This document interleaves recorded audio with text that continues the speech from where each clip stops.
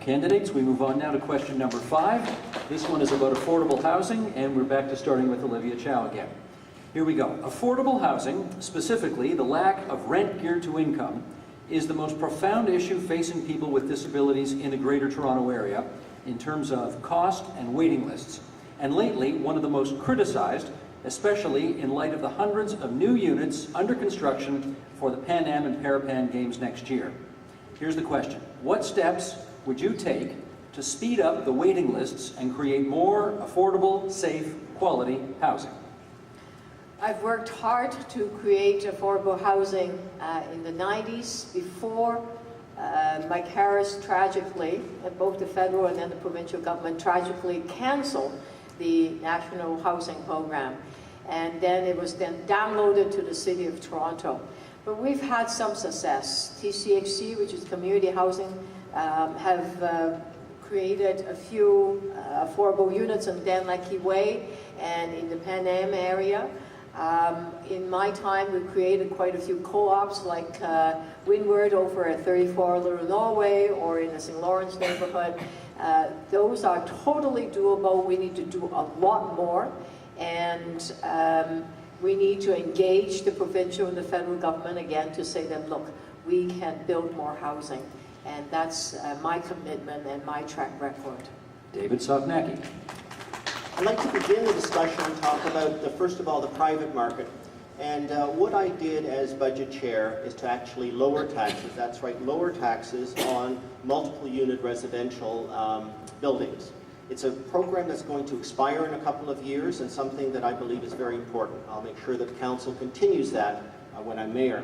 I also want to make sure that we incentivize and continue on the building of private units in homes to make sure that our residential subsidy programs include that. I want to also work on this on the TCHC side to make sure that we decentralize some of the decision making, to allow decision making to be flexible, to allow people to move into those homes faster.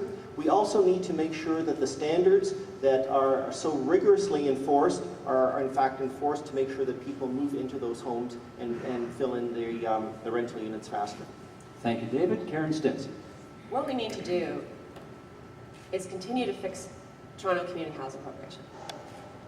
We've had too much scandal after scandal after scandal.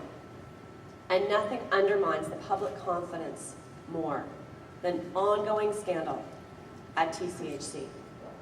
If we are going to invest in TCHC, we need to make sure that that corporation is operating with the confidence of the public, and it does not have my confidence right now.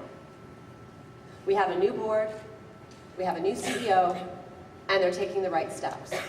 But we need to ensure that every single public dollar that we put into TCHC is spent for the people who live in those apartments, in those houses, in those units. Because right now, Toronto is the worst landlord. Toronto Community Housing is the worst landlord in the city, and that has to change. Thank you, Karen Stintz. John Tory. Well, 3 things I think have to be done. First, we've got to get the federal and provincial governments back into this area.